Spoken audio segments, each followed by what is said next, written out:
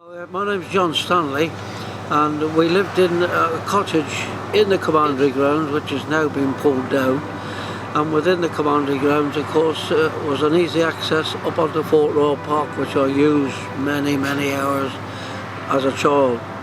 When I was, say, 12, 14, 16 years of age, we used to meet on there regularly in gangs of probably 15, 18, 20 people, 20 lads, getting up to all sorts of mischief. But a little story that I have to relate is the fact that you weren't allowed to play football on the lower part of Fort Royal. Although it was a lovely flat tarmacked area, you weren't allowed to play football. But we had the answer to that. We used to have permanent park keepers, would you believe?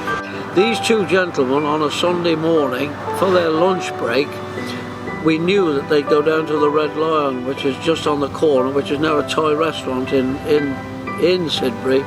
We knew they'd be away for at least a couple of hours, and this was the time then we'd play, let's say, certainly not 11-a-side football. It was more like 20-a-side football. Not a very big area, but we used to get away with it that way. Every Sunday we knew we could get a game of football in on that little area. I wish I could have just £1 for every hour I spent on there.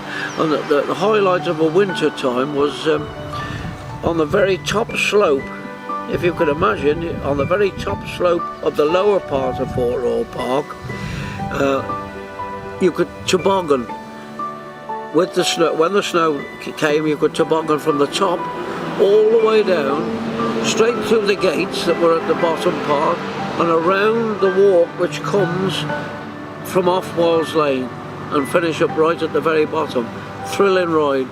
I think I was 14 then, yeah, 14. I was born in 1937, yeah.